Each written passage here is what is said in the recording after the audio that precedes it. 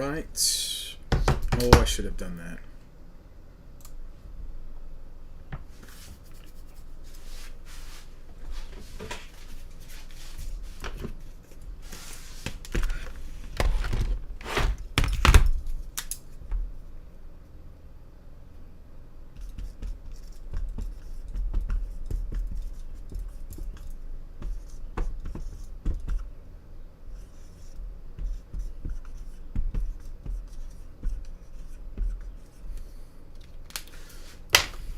All right, it says that I'm on Twitter, Twitch, Facebook, Rumble, YouTube, DLive, and that's it. Hey, my name's Jarrin Jackson. I do love America. This evening we're going to be doing something that I haven't done, but will continue to do, Lord willing, for the next foreseeable future. I am a candidate in the Oklahoma State Senate District Number 2 runoff as a Republican candidate, as the America First candidate.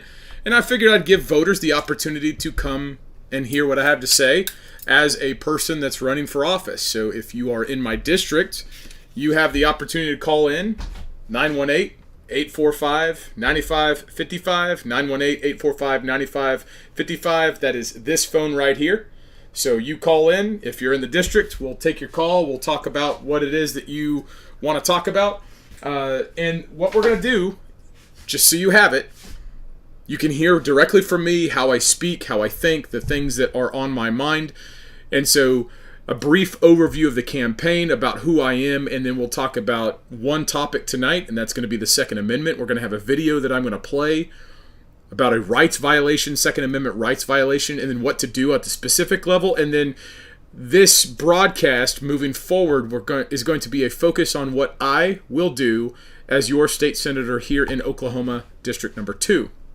So again, good evening. My name is Jarrin Jackson. I am running for state senate. I am a Republican candidate. I'm a Bible-believing Christian. I've been married to my wife, Katie, since 2009.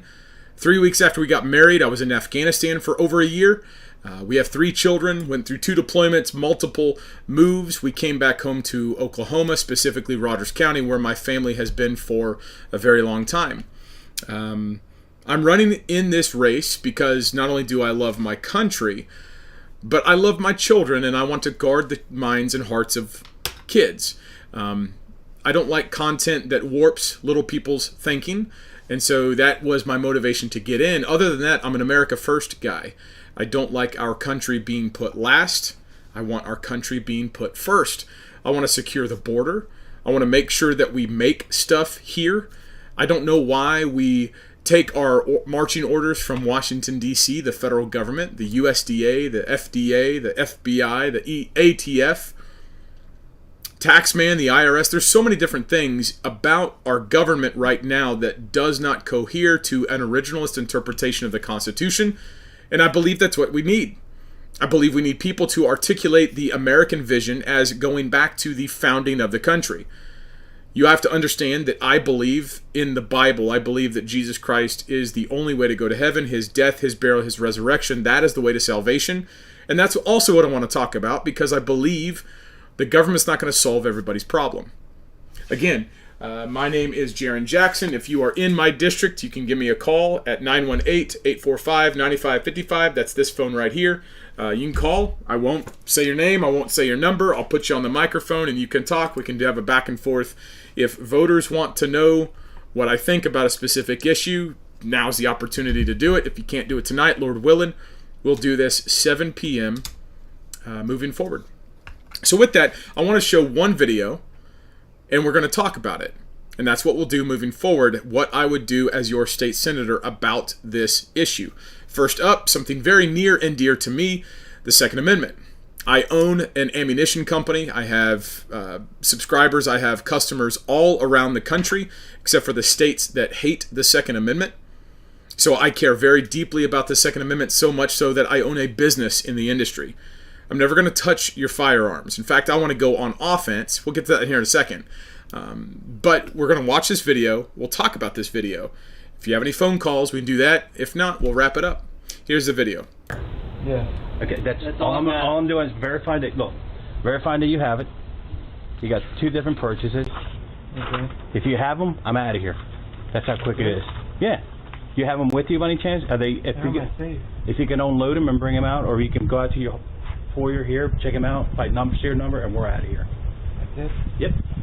That's it. It'll take 5 seconds. The reason we're out here is we're obviously gun violence has been an uptick, so we want to make sure we've been having a lot of issues with straw purchases. So one of the things indicators that we get is somebody makes like a large gun purchase, and then a lot of times we've been there like, oh, those guns got taken. We're like, so the idea is when you purchase more than 2 guns at a time, it generates a multiple sale report, and it comes to us, and we have to check them out. That's all that is. You did nothing wrong. Did absolutely zero. I noticed that you were stopped in Philly, though, right, with one of your guns? we'll wait. Do you feel more comfortable? I'm okay. I didn't expect. Oh no! But listen, it just came up. I'm telling you. That's why we came here. Look, there's an email from the federal side saying, hey, can you make sure this guy's got his gun? Now, if you recently just purchased a whole bunch of guns, if we can look at them and just scratch them off, and that way, because I know we're going to see this list again. Yeah, we can just write which ones you just bought, okay. And so we save a trip from coming back. We can just confirm that you have them. Right. Okay. Yeah. I'll go get them. Okay. Okay. We will wait out here. Okay. We will stay out here. Okay. You can lock yourself in there. My little boy in there and my wife. Yeah, no. Listen, I understand. We'll stay out here. No big deal. That's fine. All right. We'll stay out here. All right.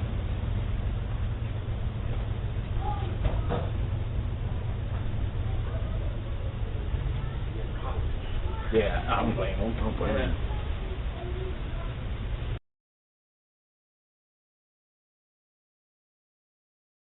Yeah, that is a horrible, gross violation of the Constitution, specifically the Fourth Amendment, specifically the Second Amendment, specifically the Ninth Amendment, the 10th Amendment.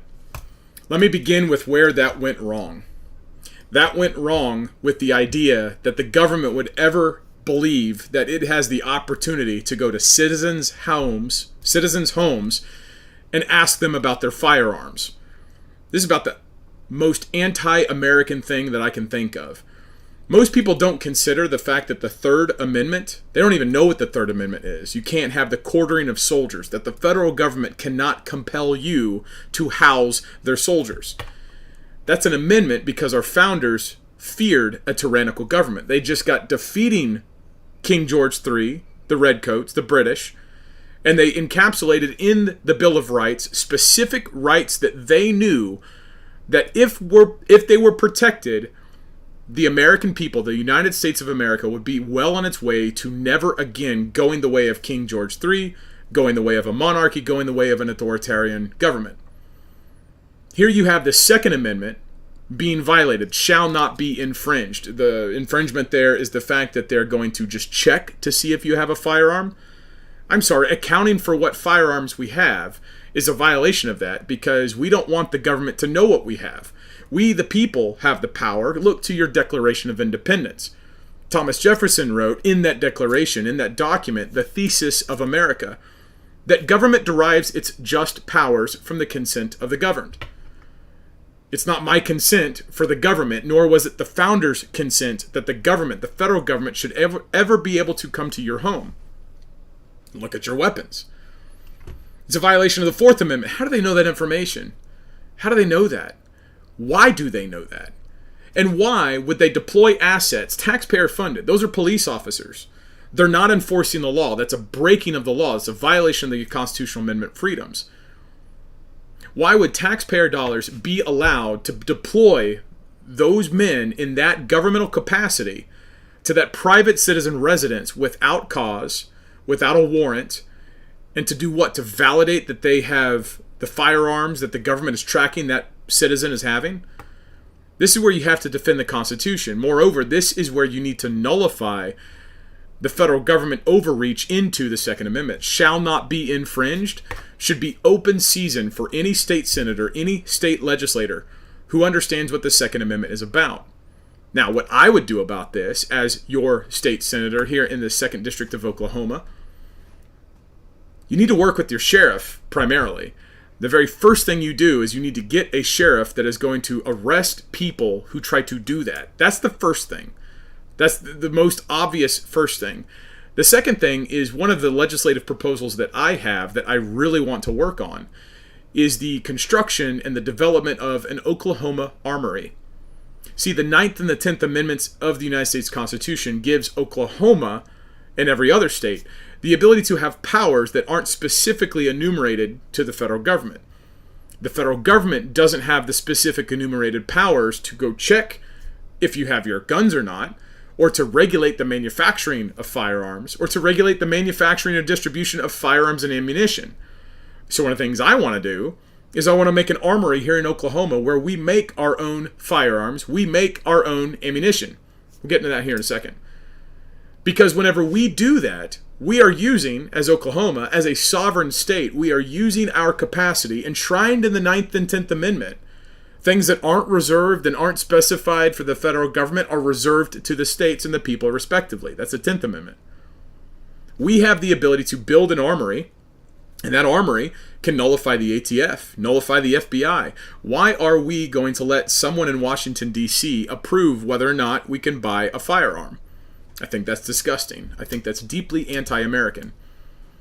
Moreover, in Oklahoma, one of the problems we have is that we don't have an understanding that as soon as you step on someone's property, that they could be prosecuted or there'd be the defense of a firearm. So if someone came onto my property, my castle doctrine, in Oklahoma, the castle doctrine does not extend to the property limit.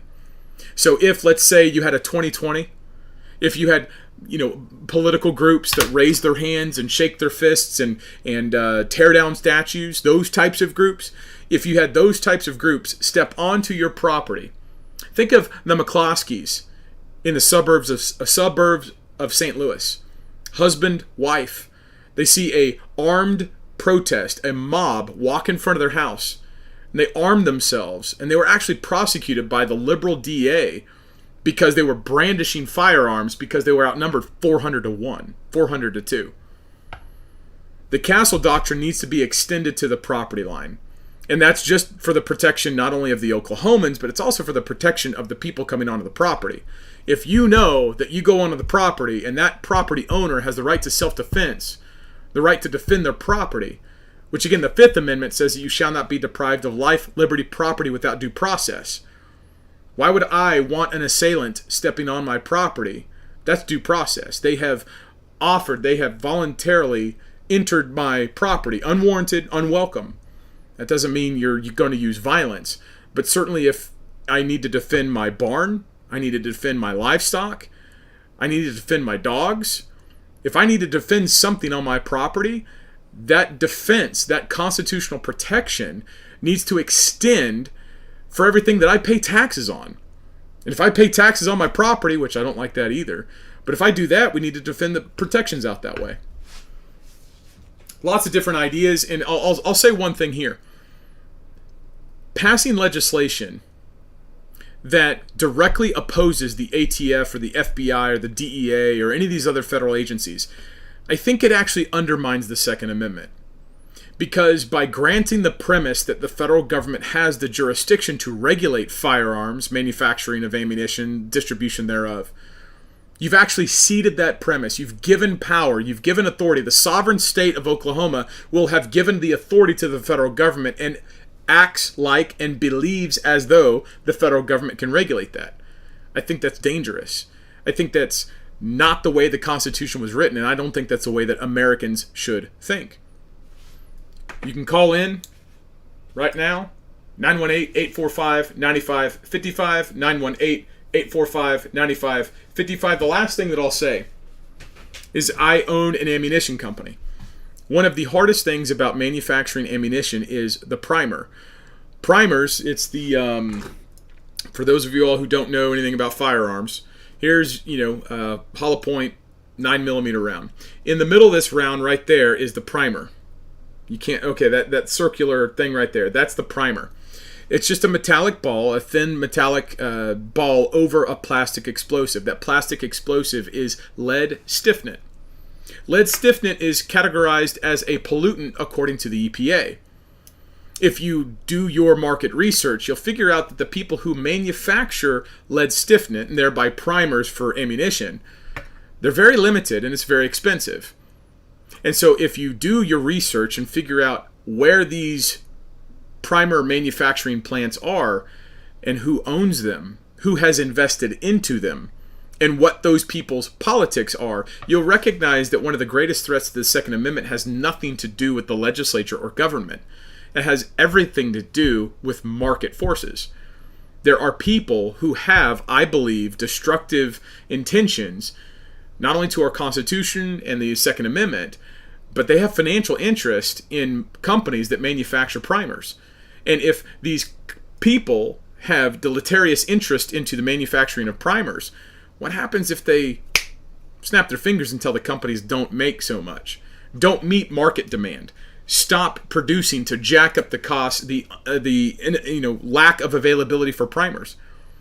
The last thing I'll say, and then we'll either get to the calls or we'll wrap up, is that if the EPA says that lead stiffnant is a pollutant, and lead stiffnant is required to be the explosive that generates the power for the round to be fired, the EPA in DC is now in a position to scrawl a piece of by whiff of executive order. The president could do this through an executive order.